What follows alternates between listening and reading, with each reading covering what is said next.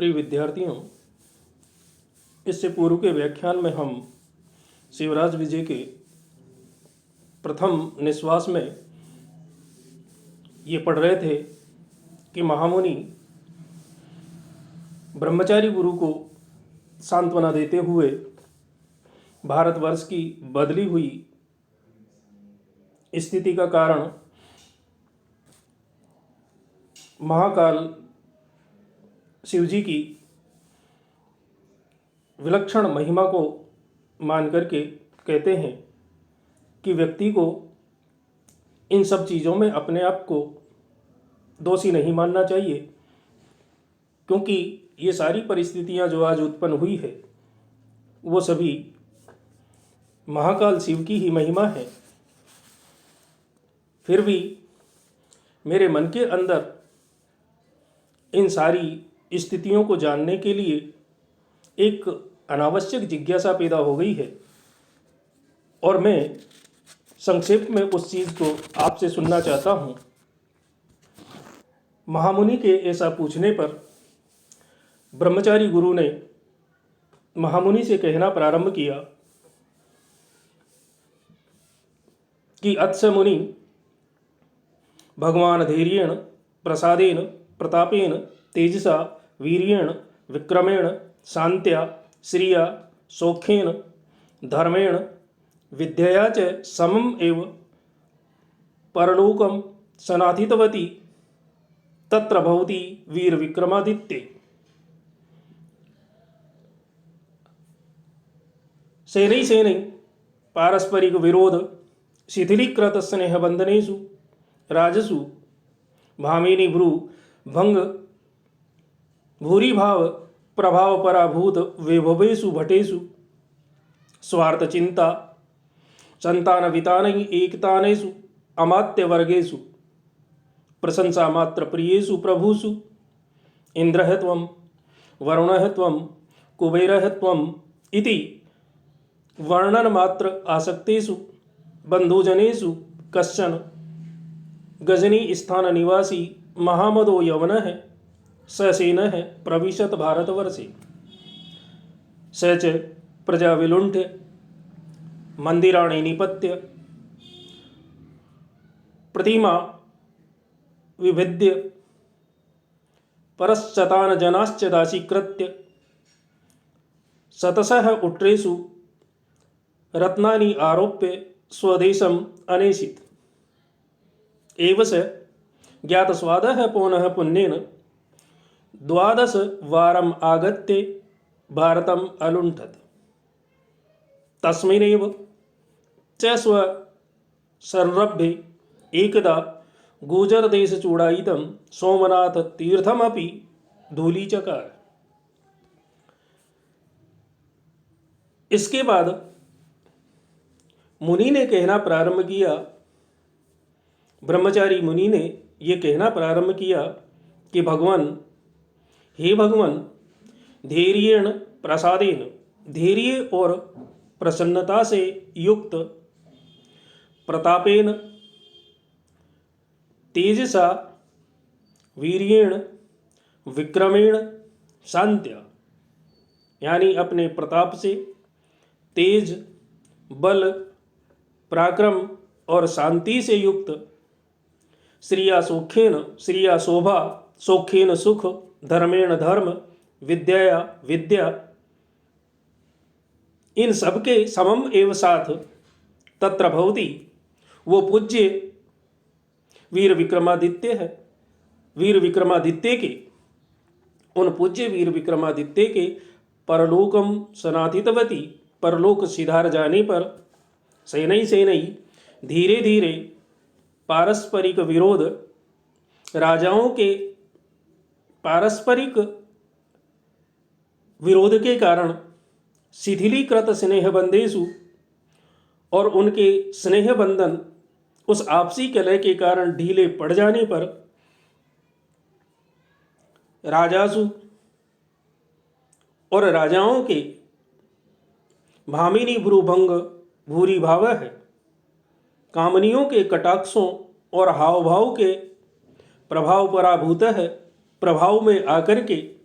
विभवेषु पराभूतः, सारी संपत्तियां समाप्त कर देने पर, अर्थात अपनी सारी संपत्तियां उन कामनियों के कटाक्ष और हाव भाव पर लुटा देने पर, भटेषु, और जो मंत्री थे उन मंत्रियों के स्वार्थ चिंता, अपने स्वार्थ चिंता मात्र में ही सविता अनेक नातनेषु आत्मवर्गेषु वशीभूत हो जाने के बाद, अर्थात सारे मंत्री जो अपने अपने स्वार्थ की चिंता मात्र में लगे हुए थे, ऐसी स्वार्थ चिंता के वशीभूत हो जाने पर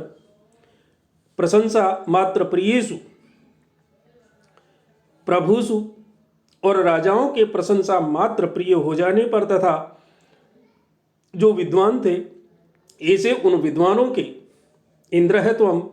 आप इंद्र हैं, वरुणत्वम, आप वरुण हैं, कुबेरत्वम, आप कुबेर हैं, इति, ऐसा कहकर के वर्णन मात्र आसक्तेषु, चापलूसी करके अपने उन प्रभुओं के प्रसन्न करने में, बंधुजनेषु, लग जाने पर, अपने उन प्रभुओं को, अपने बंधु बांधवों को प्रसन्न करने में लग जाने पर, गजनी स्थान निवासी,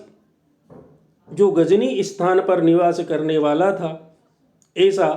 महामदय है जिसका कि नाम महमूद था, कश्चन, कोई, यवन है, मुसलमान, ससेना है, अपनी सेना के साथ भारतवर्ष में प्रवेश हुआ। अर्थात गजनी स्थान पर रहने वाले किसी महान अहंकारी महमूद नाम के यवन ने अपनी सेना के साथ भारतवर्ष में प्रवेश किया और सहज, और वो प्रजा विलुंठे, प्रजा को लूट करके, मंदिर निपत्य, मंदिरों को गिरा करके, प्रतिमां भिद्य है, मूर्तियों को तोड़कर, परशतान जनाश्च दासीकृत्य, और सैकड़ों लोगों को अपना दास बना करके, शतशः उष्ट्रेषु, सैकड़ों उष्ट्रेषु, ऊंटों पर रत्नानि आरोप्य, रत्नों को लाद करके, स्वदेशम अनेसित, अपने देश गजनी ले गया। और एवं से, और इस तरह से ज्ञात स्वाद है, लूटने का स्वाद जब उसको एक बार मिल गया तो पुनः पुण्यन, बार बार आकर के उसने 12 वारम आगत्ते, 12 बार आकर के भारतम, भारत को अलुंठत, लूटा। उसने 12 बार आकर के भारत को लूटा। और तस्मिन एवच स्वसंरभ्य, और अपने इस आक्रमण के प्रसंग में, इस आक्रमण के मामले में उसने एक बार गुर्जर देश चूड़ाईतम, जो गुजरात का आभूषण स्वरूप था, गुजरात का अलंकार था, ऐसे सोमनाथ तीर्थम अपनी, ऐसे सोमनाथ के मंदिर को भी धूलि चकार है, उसने धूल में मिला दिया। यानी कहने का तात्पर्य यह है कि हे महामुनि, जब वीर विक्रमादित्य परलोक सिधार गए, जो समस्त प्रकार के गुणों से संपन्न थे और धैर्य, प्रसन्नता, प्रताप, तेज, बल, पराक्रम और शांति से युक्त, साथ ही शोभा, सुख, धर्म और विद्या के साथ जब वो परमवीर विक्रमादित्य परलोक को सिधार गए, जब वो भारत भूमि को छोड़ गए, तो धीरे धीरे राजाओं में पारस्परिक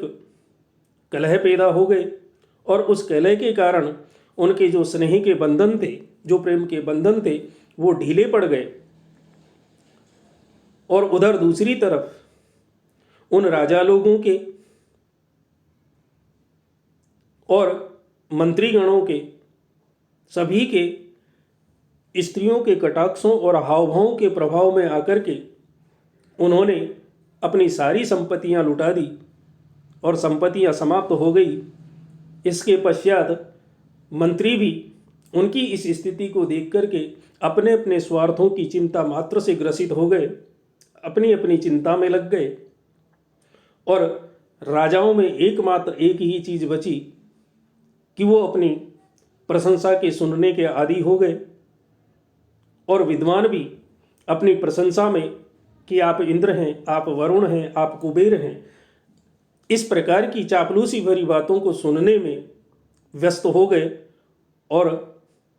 उन सेवकों के द्वारा या मंत्रियों के द्वारा या उन चापलूसों के द्वारा अपने प्रभुओं को प्रसन्न करने में विद्वान भी जब इस तरह से लग गए, तो उस समय गजनी प्रदेश में रहने वाला महान अहंकारी महमूद नाम का कोई मुसलमान राजा अपनी सेना के साथ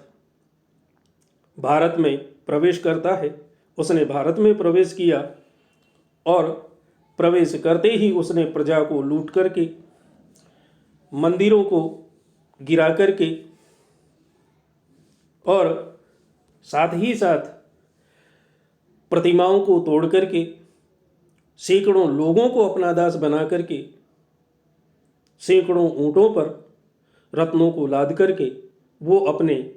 गजनी प्रदेश में ले गया। और इस तरह से जब एक बार उसको लूटने का स्वाद मिल गया, तो उसने बार बार यहाँ आकर के 12 बार भारतवर्ष को लूटा। और अपने इस आक्रमण के प्रसंग में एक बार तो उसने जो गुजरात का आभूषण स्वरूप था, ऐसे सोमनाथ के मंदिर को भी नष्ट कर दिया, उसे भी धूल में मिला दिया, उसको भी समाप्त कर दिया। और यहाँ के राजा लोग उसका कुछ भी नहीं कर पाए। इस तरह से उसने 12 बार भारतवर्ष पर आक्रमण किया और सभी राजा लोग उससे पराजित हुए, उसके वशीभूत हुए और उसने सभी को या तो मार करके ठिकाने लगा दिया या फिर अपना गुलाम बना लिया। तो इस तरह से भारतवर्ष की स्थिति विपरीत होती चली गई। और इसके पश्चात भारतवर्ष में क्या हुआ कि आज पहले जैसा भारतवर्ष कहीं पर भी दिखाई नहीं देता, सारी फिजाएं बदली बदली सी दिखाई देती है। इसके पश्चात क्या हुआ उसको हम अगले गद्य में अध्ययन करेंगे। तो आज बस इतना ही है। इसके बाद आगे क्या हुआ उसके बारे में हम अगले गद्य में पढ़ेंगे। तब तक के लिए साधुवाद, फिर मिलते हैं।